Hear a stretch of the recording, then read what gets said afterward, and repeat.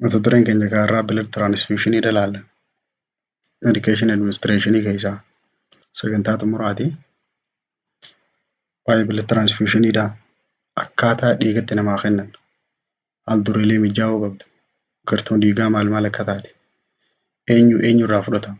Rakkooleen sanboota dhufuu maltu maali waan jiru as jalatti bal'inaan laallaa. Blood transfusion jechuun maali? Hiikkaansi introduction of whole blood or components of blood into venous circulation. Dhiiga namaa kennuu jechuun gartuu dhiigaa guutuu yookaan immoo dhiiga keessaa kutaa tokko yookaan pilaazmaa ta'uu danda'a yookaan immoo seelii dhiigaa diimaa qofa ta'uu danda'a. Dhiiga karaa marsaa hidda dhiiga namtichaa kennuu fi deemaniitiin dhiiga biraa namaa kennuu kanaan blood transfusion jedhaniin. During blood transfusion nama kana bakka lamatti adda baafna. Ka dhiiga kennuu fi ka fudhatu jennee. The person receiving blood is called recipient jedhaniin. Ka dhiiga fudhatu nama dhiiga nama biraarraa fudhachuu deemu kanaan fudhataa takka immoo recipient jedhan. That give blood to another person we call it donor jennaan. Nama immoo nama biraatiif dhiiga kennuuf arjoomaa takka immoo kennaa doonariidha jennaan. Maali faayidaan? What is the main purpose of blood transfusion?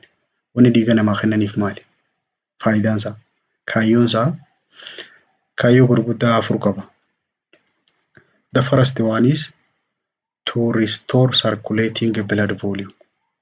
Hamma yookaan qabee dhiiga qaama namtichaa keessa jiru ka duraa gabbuu san ol guddisuudhaaf bakka deebisuuf hamma dhiigaa qaama namtichaa keessa jiru san dabaluuf. The second one is to restore coagulation factor deficiency. Namoota hanqina pilaatileetii fa'aa hanqina wantoota dhiiga kan tarsaa namoota hanqina san qabu hanqina san bakka buusuudhaaf. The third one is to increase oxygen carrying capacity of blood. Dandeettii dhiigni oksijiinii baadhachuudhaa dabaluuf. Oksijiinii akkuma beekamu hemoglobinii irratti baadhatamee deema. Seelii dhiiga diimaa irratti.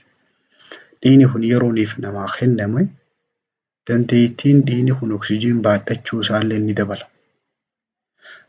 The fourth one is to increase WBC. Seelii dhiigaa diidhaa dabaluudhaan carraa dhukkubaan qabamuudhaa gad xiqqeessuuf.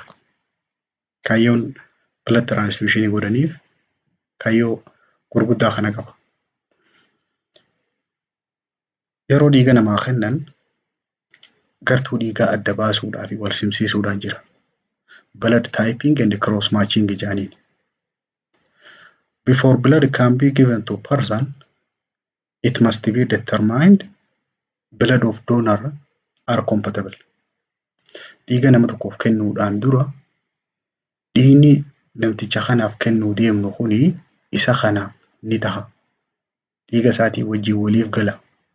Either it is compatible or incompatible jennee dhiiga kana laalla. Namni hundi nama hundarraan fudhatu. If incompatibilities occur, yoo dhiiga wal hin galle, wal hin taane, waliif kennan, nama biraatiif kennan maaltu mudata? Hemolysis of recipient blood resulted is. Dhiiga qaama namtichaa keessa jiru san caccabseeti dhiigni haala haareenii dhufe hun namtichi sun du'uu danda'a. Kanaaf osoo dhiiga nama tokkoof hin kennineen dura compatibility dhaa fi incompatibility isaan laalan. Gartuu dhiigaa kana adda baasuudhaaf laaboraatooriidhaan qoratanii gartuun dhiigaa adda baha. The laboratory examination to determine person blood type is typing jedhama. Gartuu dhiigaa adda baasuu jedhaniin. Process of determining compatibility namoo cross matching dha. Adeemsi dhiigni kun kanaan wajjin nama kanaaf ni tahamuun ta'uu jedhanii itti dhiiga san laalan cross matching wal simsiisuu jedhaniin. Eega gartuu dhiigaa dubbannee gosoonni takka immoo gartuuleen dhiigaa. There are 4 main blood groups. Gartuuleen dhiigaa gosa 4 jira. ABO systemii keessa. A, B, AB dhaa fi O dha. Gartuun dhiigaa afran warreen A dhaatu jira.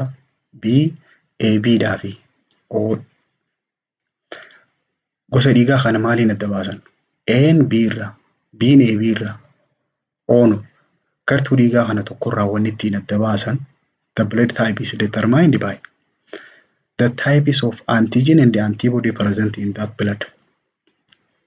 Gosoota antijiniidhaatii fi antibodii isaan sun qabanii irra hundaa'aniiti gosa dhiigaa kana gartuu dhiigaa kana adda baasan. Maal jechuun antijinii fi antibodii jechuun? Antigen means the substance that cause formation of antibody. Wantoota qaamni akka waraana qopheeffatu qaama san kaasaniini antigen jaaniini. Qaama alagaa jechuudha. Antibodiin ammoo it is a protein substance that develop in response to presence of antigen in that body. Qaamni alagaa sun qaama keessa jiraachuudhaaf akka ittisaatti waan qaamni qopheeffatu saniin antibody jaaniin.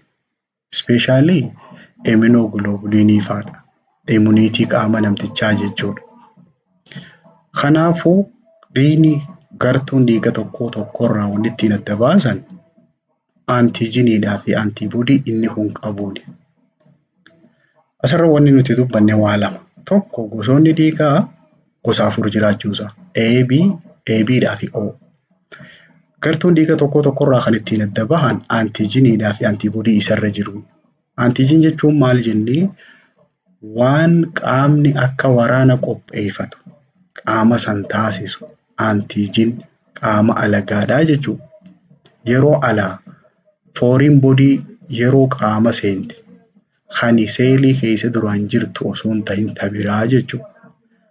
Antibodiin ammoo waraana isa san balleessuudhaaf qaamni qopheeffatu. Blood groupiin antijenii akkam qaba antibodii hoo? Gartuun dhiiga tokko Eedha jechuudha. Antijenii Eedha qaba. Antibodii hoo kan inni akka diinaatti balleessu B'dha.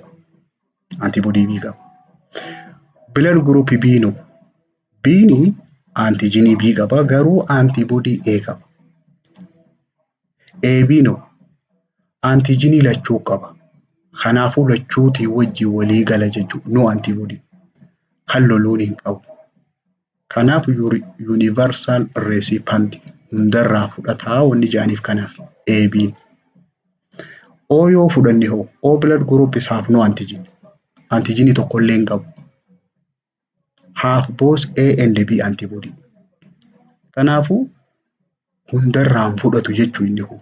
O'n kun hundaaf kenna kan diduun qabu. Garummoo kan irraa fudhatu kakkasaarraa malee kan biraarraan fudhatu jechuudha.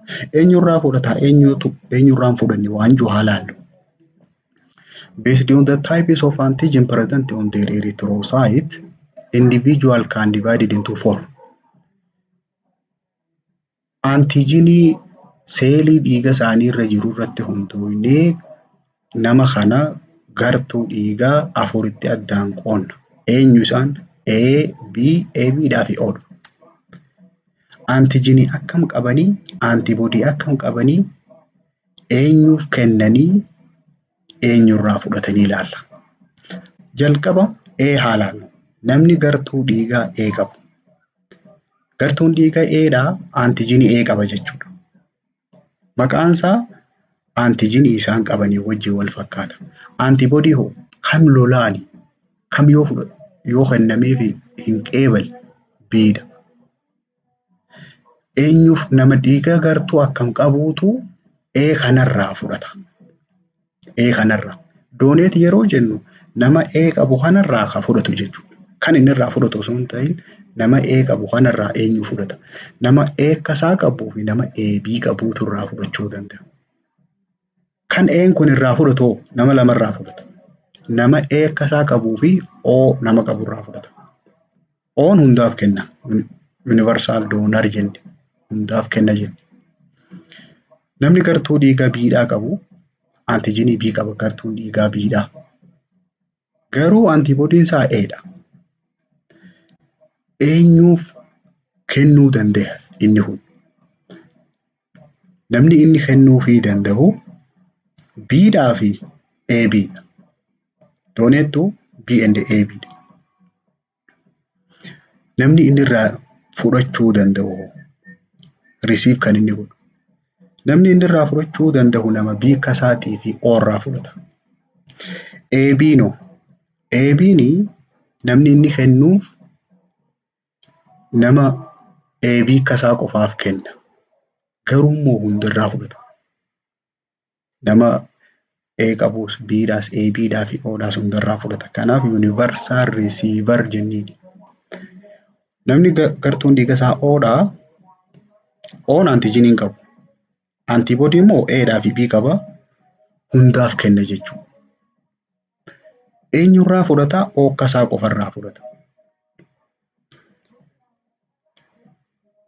Inni biraa blood transfusion keessatti yeroo dhiiga namaa kennan blood is stored in blood bank. Dhiigni kuni bakki inni itti kuufamu baankii dhiigaa keessatti kuufama after typing and cross matching until nurse is ready to administer. Hanga ogeessi tokko nama fudhachuu qabu saniif kennutti dhiigni baankii dhiigaa keessa ta'a. Gartuun dhiiga isaa adda baatee nama kanaaf ni kennama jedhamee adda bahee booda. Use only with normal saline with blood product. Bakka kana sirriitti qalbeeffadhu. Dhiigaa wajjin IV fluidii keessaa akka kennamu normal saline qofa jenne sagantaa dabarte keessatti IV fluidii keessatti. Blood transfusion are incompatible with dextrose. Amma asirraa isinii dhiiga yeroo namaa kennan dhangala'aalee bira warreen akka dextroseedha, ringer lactateedha. Warreen akkanaa kanaan wajjin hin kennamu. Maaliif? Sababni isaa they cause hemolysis. Dhiigni kun akka caccabu godha. Hemolysis jechuun dhiigni kun caccabuu jechuudha. Osoo yeroon hin gahin breaking down bloodidhaan hemolysis jaaniidha. Dhiigni caccabee ciccitee faayidaa alaba. Kanaaf normal saline qofaa wajjin kennama. Inni biraa yeroo dhiiga namaa kennan waan gartuu dhiigaatti aanee adda bahuu qabdu jira RH factor jaaniidha. RH factor jechuun maali? RH factoriin inherited antigen in human blood. Dhiiga namaa kanarra uumamaan antigenii jiru. Fakkeenyaaf namni tokko gartuun dhiiga isaa A yoo taate pilaasii takkaa negatiiviidha qaba. Poozitiiviidhaa fi negatiiviin antigeniin dhiiga san gubbaa jiru saniin RH jaaniidha. There are 5 antigen RH system. RH'n kun sirni RH'dhaa kun gosa 50 jira. 50 kana keessaa beekamtuun 5. 5 kana keessaa the first concerning D'dha.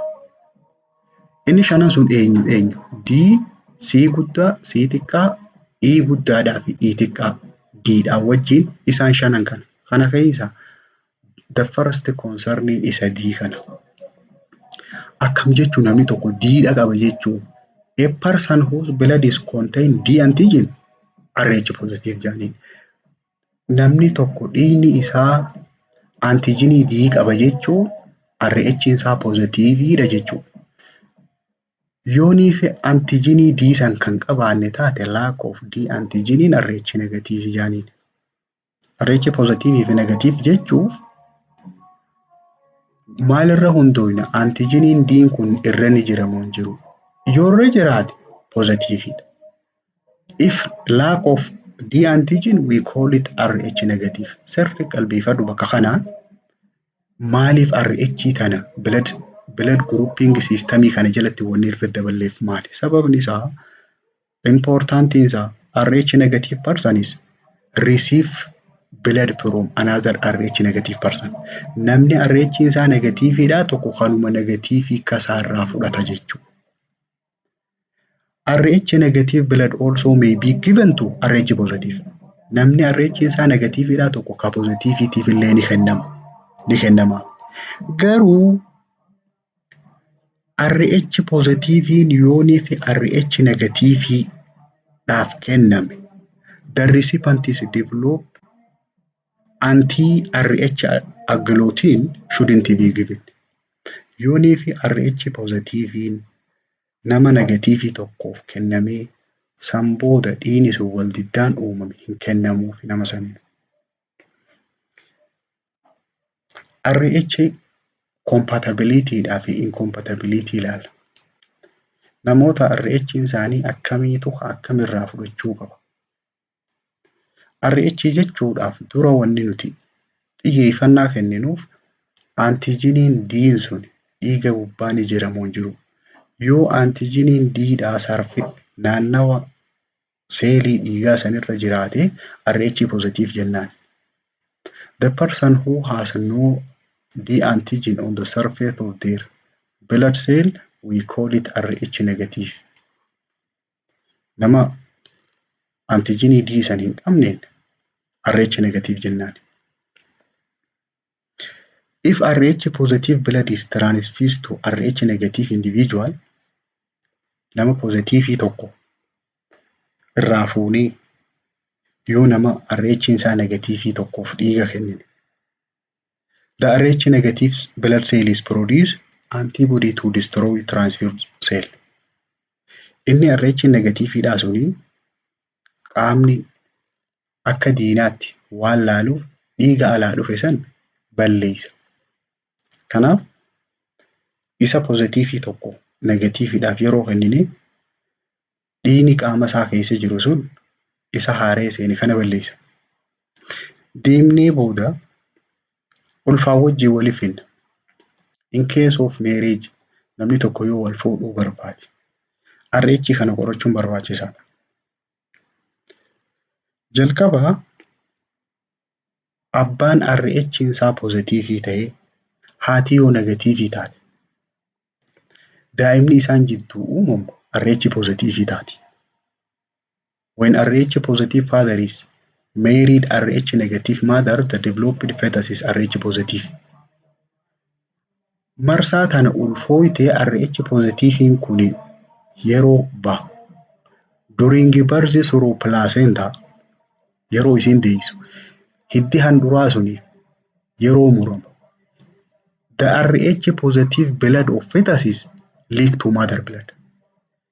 Dhiigni mucaadhaa ka positivii tahe suni dhiiga haadhaa keessa waan seenuuf waan wal tuquuf then sensitizes. Dhiiga isii san lolchiisa. Marsaa tanaaf numa baati. Marsaa lammaffaadhaa ulee yerootti deebitee ni balleessa guutumaa guututti ulfa san. Eegaa qaamni haadhaa sun si'aawe. Mother blood is produced anti-RH antibody against RH positive blood. Dhiiga RH positivii ta'e irratti wilii waraana qopheeffata gaafa inni sun dhufetti balleessuudhaaf. During the second pregnancy yeroo marsaa lammaffaadhaa ulfooytu haati sun RH positive antibody sun eega qaama isii keessatti qophaawee enter into fetus then hemolyze RBC. Akkuma ulfooytee wilii marsaa dhiiga mucaa sanii keessa seenees dhiiga mucaa sanii balleessa. Then gosoota caccabinsa seelii dhiigaa akkanaa kana maal jedhaniin this types of hemolytic disease or destruction of RBC we call it erythroblastosis fetalis jedhaniin. Osoo ulfaa gadaamee isaa keessatti seeliin dhiigaa mucaadhaa caccabdee baduu jechuudha. Sababni isaa maali? RH'n haadhaatii fi RH'n ulfa garaa san jiru waliif faallaa.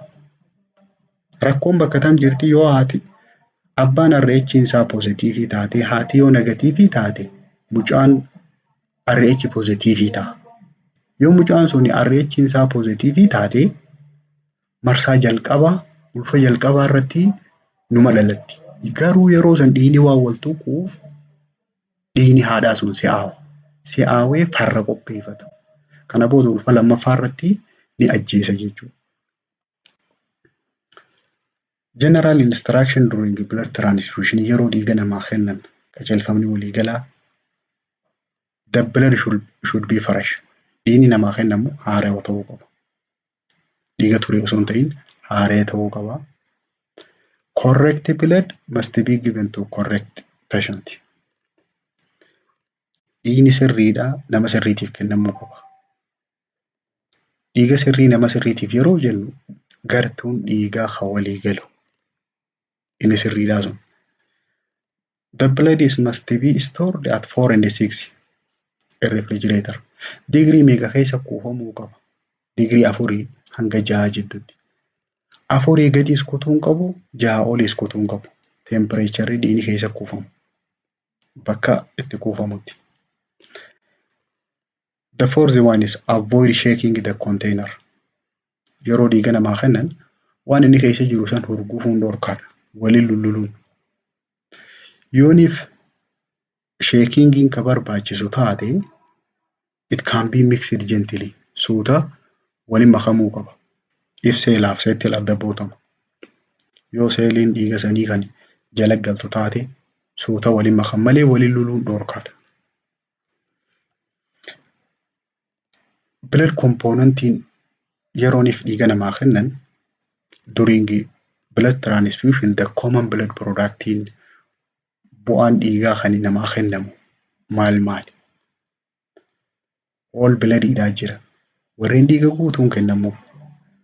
Packed red cellidhaa jira. Warreen seelii dhiiga diimaa qofa keessaa fuudhanii kennaniif. WBC qofaa jira.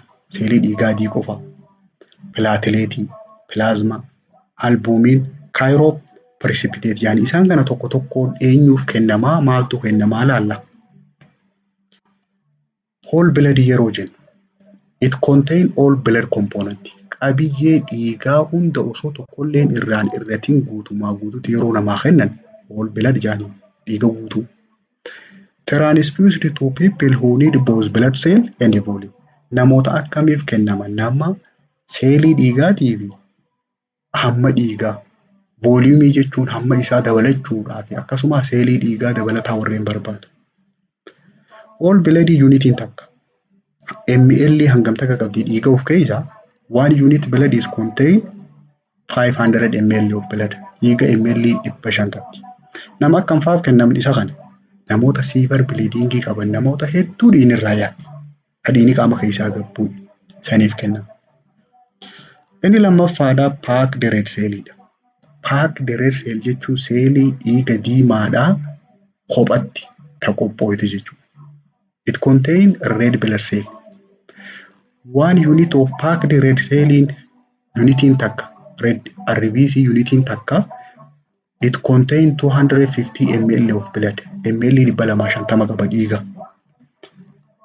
Eenyuuf kennama? It provides same oxygen carrying capacity without volume as whole blood. Akka dhiiga san hunda yeroo kennan hammi dhiigaa qaama namtichaa keessa jiru dabalu sanii miti.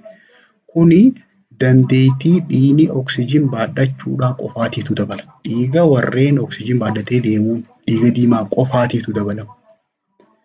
It is useful in the treatment of chronic anemia, fluid overload, electrolyte imbalance. Namoota sadiif kennama. Tokko nama hanqina dhiigaa cimaa qabu, anemia cimaa nama qabu taaka. Namoota dhangala'aan qaama keessa irra heddummaate fluid overload. Inni sadaffaadhaa electrolyte imbalance. Nama electrolytoonni barbaachisoo ta'an qaama keessaa gabbu'an. Inni sadaffaadhaa WBCdha. WBC yeroo jennu white blood cellidha. It transfused patient with low WBC or abnormal. Seelii dhiiga adii qofa namaa kennan. Namoota akkamii? Nama seeliin dhiiga adii qaama isaa keessaa gabbuute. Takka immoo rakkoo qabdu. Seeliin dhiiga adii kun yeroo namaa kennan eessa dabala? Eenyutu guddataa? It restore leukocyte count. Seelii dhiiga adiidhaa jiran 5 keessaa leukocyteidhaatiitu lakkoofsaan dabala. Because of chemotherapy or other effects of cancer, the number of WBC is decreased. Lakkoofsi seelii dhiiga adiidhaa kun waan gabbuuf sababa dawaatiif takka sababa kaansarii qaama keessaa qabuuf. Kanaaf seelii dhiiga adii qofa kennaniif. Inni afuraffaadhaa pilaatileetiidha. Pilaatileetii qofa akka kennamuuf. Pilaatileetiin it correct bleeding disorder rakkoo kan taruu dhiigaa namoota qabu saniif kennama. Nama hanqina pilaatileetii qabu. Pilaatileetiin faayidaan isaa for blood clotting. It also replaces platelet abnormality. Namoota hanqina plateletii qaban san sirreessa. Blood productii namaa kennamu keessaa inni shanaffaa albuumiini. Albuuminiin pirootiina dhiigaati. It restore intravascular volume hamma dhiiga keessa jiru ka pilaazmaadhaa san isa san dabala. Eenyuuf kennama inni kuni? It treat shock and hypoproteinemia. Nama shookii keessa seene, nama of wallaale fi nama pirootiiniin isaa dhiiga keessaa gabbu'e hypoproteinemia jaaniin nama pirootiiniin faan fincaanii wajjin keessaa yaa'ee dhume. Proteinuria nama qabaachaa ture. Saniif kennama. Volume expander that maintain colloid osmotic pressure of blood. Dhiibbaa dhiigni kuni hidda dhiigaa kana keessa yeroo deemu qabaachuu qabu kennaaf. Volume expanderidha. Adda bal'isa waan ta'eef. Inni jahaffaadhaa fresh frozen plasma. Sirri qalbeeffadhu. Fresh frozen plasma jechuun pilaazmaa addaan bahee kophatti sa'aatii 8 eega walii qabamee qabbaneeffame jechuudha. Kun eenyuuf kennama?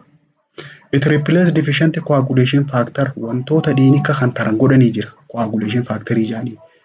Wantoota san qofa bakka buusaa.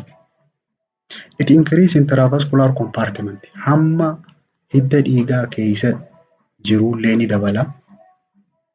Fresh or frozen plasmaanii plasmaa kana qabbaneessanii kophatti keessaa baasan. Separated and frozen within 8 hours. After blood collection eega dhiiga namarraa fuudhanii booda kophatti baasanii sa'aatii 8 teessisanii kennaniif. Inni torbaffaadhaa cryoprecipitatedha. Wantoota dhiigaa namaa kennamu keessaa inni qaaliin isa kana. The most expensive of all blood components isa kana. Cryoprecipitate jaaniin. Cryoprecipitation kun faaktaroota dhiigaa keessaa faaktarii lama qofa keessaa baasan yuunitii hedduu barbaada waan nama tokko qofa kennan keessaa baasudha. Kanaaf hedduu qaalama. It constitutes from many units of whole blood. Dhiiga hunda keessaa yuunitii hedduu keessaa waa xiqqoo qofa walii qaban. Cryoprecipitate jaaniin. It restore factor 8 and fibrinogen. Coagulation factory namoota hemophiliyaa qabu. Hemophiliyaa jechuun nama dhiigni yeroo dhiigirraan dhaabbanne akkanuma dhiigirraa yaa'u. Hanqina waan dhiiga kan tarsaasan qaba. Namoota saniif kennama. Kanaaf hedduu qaalama. During blood transfusion initial assessment godhamu maali? Yeroo dhiiga namaa kennan wanni jalqaba laalan maali? Verify client has signed blood administration consent. Jalqaba namni tokko dhiiga fudhachuudhaaf waliigaltee mallatteessuu qaba. Dhiiga kananiin fudhadha jee. That this consent is match what healthcare practitioner has prescribed. Akkasumas wanni inni mallatteessee fi wanni isaa ajajame sun wal fakkaachuu qabdi. Verify whether client has 18 or 19 gauge needle or catheter invade. Namni dhiiga fudhachuu deemu kun lilmee geejii 18 takkaa 19 takkaa kaatetarrii isarra jiraachuu mirkaneeffachuu qabda. If blood is to be infused quickly, yoonii fi saffisaan dhiiga kana fudhachuu qabu taate device nuti fayyadamnu kaatetara geejii 14 takkaa 15 ta'uu qaba. Ensure patency of existing IV site. Yoo siin dura kanii itti dhiigaarra kaanulaan jiraatu taate inni sun banaa ta'uusaa mirkaneeffachuu qaba. NSCdhaan. Establish baseline data for vital sign. Dhiiga namaa kennuudhaan dura vital signiin isaa lakkaawamuu qabdi. Especially temperature isaa laalamuu qaba. And also assess skin for any eruption or rash. Yoonif qaama kanarra kan waa faffaca'ee jiraatu taate, diddiimina qabaatu taate qaama isaarra ilaalamuu qaba. Check client blood type against the level on the whole blood. Waan dhiiga isaa kennamuu deemuu fi gartuu dhiiga isaa kan ragaa isaarra barraa'ee jiru san wal cinaa qabdee ilaalta. Prior to administer. Osoo namaan kenniin dura. Maaliif yoo dhiigan taane namni fudhate rakkoo irra dhufa. To ensure compatibility of blood, we check blood type. Inni biraa maal laalla? Assess client age. Umrii isaa ilaaluun dirqama. Maaliif umrii ilaalla? If client is risk for circulatory overload, namoota yooniif dhiiga kana kennineef dhangala'aan humnaa ol kutuu danda'u jira. Fakkeenyaaf warreen akka ijoollee, warreen akka manguddoo, warreen hanqina nyaataa fa'aa qaban. For pediatrics, elderly or malnourished client, notify blood bank to divide 500 into 250. Yooniif namoota carraa dhiigni kun bakka takkatti yoo fudhate irra kutuudhaa qabu jiraate baankii dhiigaa beeksisuudhaan ml 500 san bakka lamatti 250 akka adda fuudhan. Or discuss with healthcare practitioner other alternative. Takka immoo doktora dhiiga san ajajeef mariisisuudhaan carraan biraa yoo jiraate kan biraatti kan jijjiiraniif. Such as whole blood kennuurra paakdi RBC diimaa qofa akka fudhatu sanitti akka jijjiiramu san mariisisu. Inni biraa yeroo dhiiga namaa kennan transfusion reactionidhaa jira. Transfusion reaction jechuun lola qaamni dhiiga fudhate kanaan lolu jechuudha. The severity of transfusion reaction is relatively to its onset. Ciminni rakkoo nama dhiiga fudhate kanarra dhuftuu yeroo isiin itti kaate eega dhiiga fudhate hanga inni turee rakkoon sun irra mudatte irratti hundaa'u ciminni isaa. Severe reaction may occur shortly after blood start to infuse. Transfusion reaction cimaan yeroon inni mudatu dhiiga kennuu fi eegallee daqiiqaa muraasa keessatti. At the first sign of reaction, mallattoolee lola qaamaa yeroo agarre wanni jalqaba godhamu stop blood infusion immediately. Yeroo sanitti irraa dhaabamuu qaba. Transfusion reactioniin basically 3 typeidha jira. Gosa sadiitu jira. Diddaa takka immoo lola qaamaa yeroo dhiiga namaa kennanii gosa sadiitu jira. Allergic, febrile and hemolytic jedhaniin. Isaan kana tokko tokkoon ilaalla. Isaan biraa immoo warreen akka sepsisii, hypervolemiyaa fi hypothermiaan inni jennu kunillee gosa biraati garuu beezikiin isaan sadeen kana. Hemolytic reaction may be immediate or delayed up to 96 hours. Hemolytic reaction jechuun caccabuu dhiigaati. Dhiigni kennineef suni dhiiga kaan caccabsuu. Kuni eega dhiiga kennuu eegallee dafee mul'achuu danda'a takka immoo hanga sa'aatii 96tti turuu danda'a. Depending on the cause of reaction. Classic symptom of reaction and sepsis are mallattoolee lola qaamaatii fi baakteeriyaan takka infeeshiniin dhiiga sanii wajjin seenuu laydaadhaa fi hollachiisuudha. Fever and chilling. Gosoota transfusion reactionidhaa bal'inaan ilaallu. Dura namoota transfusion reaction yeroo agarte wanni narsiin gootu maali? The immediate nursing action. First, stop transfusion. Dhiigatti yaa'u jiru sun bakkuma sanii dhaabuu. Keep the vein open with normal saline. Karaan sun akka banaa ta'u IVdhaan, normal salineidhaan, NSdhaan godhuu. Notify healthcare practitioner. Doktora san nama dhiiga san ajajee beeksisuu. Sending IV tubing and the back of blood back to blood bank. IVdhaa fi akkasumas kiisha dhiiga san qabu gara baankii dhiigaatti deebisan. Obtaining blood and urine specimen. Akkasumas saamuda dhiigaa fi fincaanii illee irraa fuudhanii laaboraatoorii erguu. Monitor vital sign every 15 minutes for 4 hours. Vital sign isaa daqiiqaa 15 sa'aatii 4 yookaan hanga inni vital sign isaa tasgabbootutti hordofuu monitor intake and output waan inni fudhatee fi waan inni baase hordofuu. Gosoota transfusion reaction jenneen keessaa inni jalqabaa febrile reaction jedhaniin. Febrile reaction jechuun nama laydisiisu. Common in isa kana. It results from client sensitivity to WBC platelet or plasma protein. Waan qaamni namticha dhiiga kana fudhatee hedduu si'aawu seelii dhiigaa adiitiif takka plateletiif yookaan proteinii dhiigaa kanaaf qaamni namtichaa hedduu waan si'aawuu fi febrile reactioniin kun dhufa. Mallattoo akkam qaba?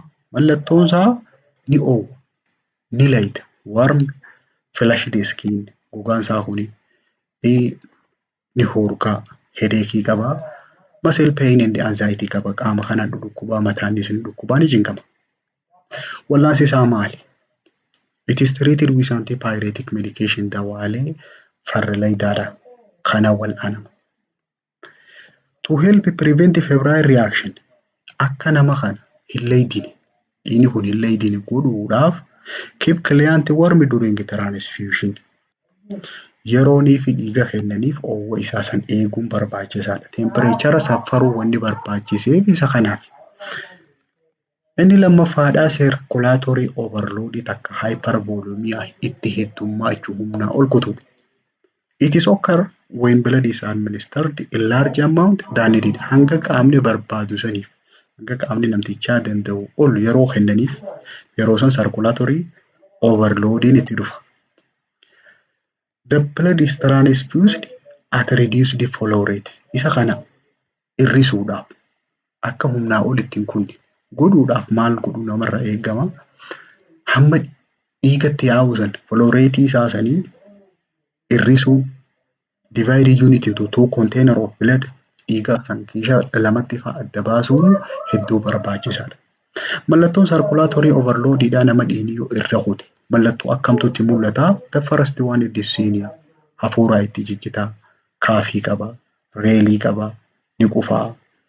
Distended neck pain. Hiddii mormarra oluu deemu kun akkanatti ol ka'ee dhaabbata. Dhiibbaa dhiigaa isaa san yoo saffartu hypertensionii qaba. Dhiibbaan dhiigaa ol kaati. Taakiikaardiyaa qaba. Palsiin isaa hedduu saffisaan dhaawatti. Pulmonary edema illee qaba. Somba isaa keessatti illee dhiitaatiitu mul'ata. Namoota kanaaf maal godhanii nama dhangala'aan qaama keessa heddummaatee dyspnea, cough and pulmonary edema saniif administer oxygen hanqina oxygenii waan mudachuu maluuf hafuurri waan itti ijjitaa jiruuf oxygen kennanii fi dhangala'aa qaama keessa jiru san hir'isuudhaaf ammoo diureticsii kennaniif. Transfusion reaction keessa inni sadaffaadhaa septic reaction jedhaniin. Septic reaction jechuun lola sababa baakteeriyaan dhiiga sanii wajjin qaama namtichaa seeniif qaamni lolu. It is result from administration of contaminated blood. Dhiiga faalame yoo namaa kennan yeroo san dhufa kun. Especially which contain gram negative bacteria. Bacteria shanyii gram negative jedhamu dhiiga saniin faalame yoo namaa kennan. It is serious complication in the septic reaction rakkoo cimtuudha. Mallattoo akkam qaba namni tokko septic reaction yoo qabaate. Clinical manifestation isaa chill and fever qaba, ni dhaamota, ni hollata. Akkasumas laydaa qaba.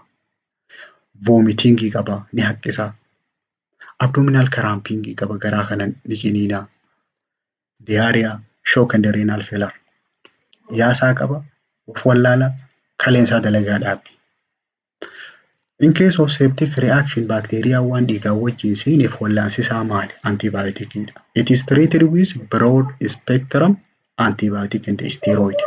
Dawaalee steroidoota jedhaman fi dawaalee farra baakteeriyaadhaa ciccimaa saniin wallaanama.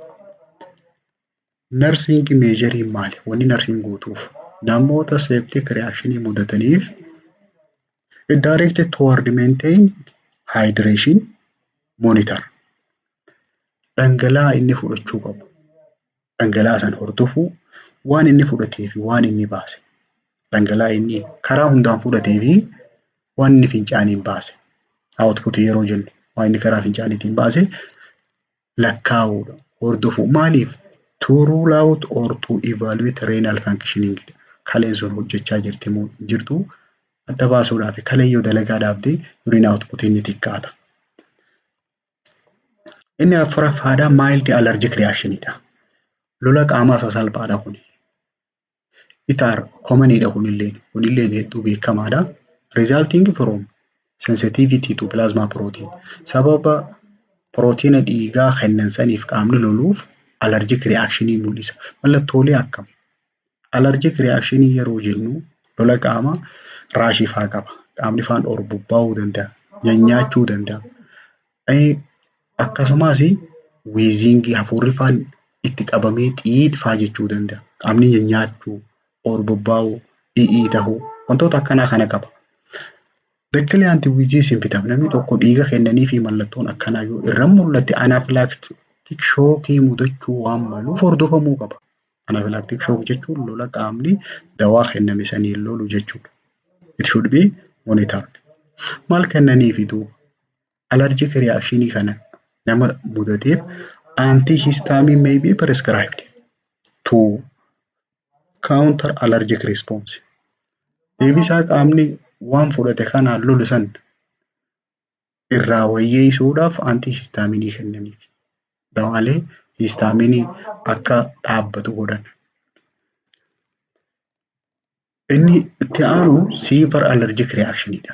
Mild allergic reactionidhaa fi severiin garagara. Severe allergic reactioniin ammoo lola qaamaa cimaadha. It result from antibody antigen response. Lola waan dhiiga alaa seene sanii fi lola qaamni difeensii preventive mekaanizimii isaa san jidduutti lola mudate santu yeroonii fi sadarkaa cimaarra gahe. It demonstrated by shortness of breath and chest pain qaba. Kun hafuuraa itti ciccitaa qoma fa'aa dhukkuba. Namni kuni if this person is untreated it may be circulatory collapse and cardiac arrest fida. Marsaan dhiigaa tun qaama keessatti dhaabbattee onneen isaa guutumaa guutuu dhaabbattee namni kun du'uu danda'a. Yoonii fi severe allergic reactionii kanarra cardiac arrest dhufte onneen yoo dhaabbatte maal godhan? Cardiopulmonary resuscitation godhamuuf hin dirqama. If this is occur, initial CPR sombaa fi onnee dhaabbatte san kakaasuun after blood has been discontinued. Dura nama transfusion reactionii mul'ise maal goona jenne? Dhiiga kennuufi jiru san adda dhaabuun. San booda furmaata. After blood is discontinued, we initiate CPR. CPR eegallee CPR goona. Inni biraa immediate hemolytic reactionidha. Kuni dabree dhufa yeroo sanitti dhiigni sun walii galuu didee wal balleessudha. It is result from mismatch of donor and kill antibody. Dhiiga fudhatee fi dhiigni qaama isaa keessa jiru sun yoo walii galuu dide yoo incompatibility cause immediate hemolysis of RBC. Seelii dhiiga diimaa achi keessa jiru san guutumaa guutuu balleessa. Yeroo kana hemolytic reaction jaaniin. Maaltu dhiiga san caccabsa? The antibodies cause lysis of RBC. Antibodiin farri qaamaa lagaadhaa kan qaamni qopheeffatu sanii seelii dhiigaa san guutumaa guututti caccabsuudhaan release proteolytic enzyme that rupture cell membrane. Antibodii kanaatu maal gallakkisa enzaayimii prootiinii caccabsuu danda'u kan cechaa seelii san caccabsee dhiiga sanillee balleessuu danda'u gallakkisa. The most clinical manifestation in nama hemolytic reaction irra mudatee mallattoon isaa maali? Headache qaba, mataan ni dhukkubaa, dyspnea qaba, hafuuraa itti citaa, cyanosis qaba, blue skin discoloration halluun gogaadhaa gara cuquliisaatti jijjiiramu akkasumas qomti faan dhukkubuudhaa fi dhawannaan dhumneedhaa gar malee ol ka'uudha. Inni biraa delayed hemolytic reactionidha. Turtii booda dhiigni sun wal balleessudha. It is occur in patients who have transfusion in the past. Kanaan dura dhiiga fudhatee turee turtii booda kan mudatu kun. when donor and the client is anti-A or anti-B mismatched, when there has been improper storage of blood unit. Rakkoon kun yeroo dhuftu yoonii fi namni kun anti-A takka immoo anti-B qabaate. Yookaan immoo dhiigni isaa suni bakki inni keessa ture storage inni keessa ture sun digirii keessa taa'uu qabu sanii ala yookaan turu taate. When there has improper storage of the blood unit, delayed hemolytic reaction dhufa. It causes cell to clump and form a plug in small blood vessel. Hidda dhiigaa xixiqqaa qaqallaa keessatti seeliin tun walitti qabamtee akka walitti qabamtee tetteessu godhu. Seeliin sun akka baddu. Immediately ammoo yeruma sanitti seeliin dhiigaa sun baddi. Kun ammoo turtii keessa. Within few hours or day, phagocytic WBC and reticuloendothelial systems destroy agglutinated cell. Seeliin tuni waliigaluu diddeeti kopha baate. Isi kopha baate sanii seeliin dhiigaa diidaa guutumaa guututti balleessiti. Then release hemoglobin into plasma. San booda hemoglobinii kara plasma proteiniitti gamas maddisiifti. Namoonni hemolytic reaction kana yeroo dheertuu booda mudatan mallattoo akkam faatu irra mudachuu danda'a. The client is monitored for jaundice. Gogaan qaamaa kun biicaa ta'uu danda'a. Persistent anemia mudata. Hedduu hanqina dhiigaa mudata. Seeliin dhiiga isaa waan caccabuu jirtuuf. Or persistent fever qaba, takka immoo laydaa qaba. Oliguria fincaan hanga sa'aatii 24 keessatti fincaanu ammisaa xiqqaachuu. Flank pain. Flank pain jechuun naannawa kaleen jirtuun kana cinaa kana lamaaniin dhukkubu. And abnormal bleeding dhiiga qaba akkanumatti. Dhiiga sababni isaan beekama. Kanaafi medication administration koorsii sagantaa 8 barachaa turre asirratti xumurree koorsii biraatiin hanga walitti deebinutti nagaatti.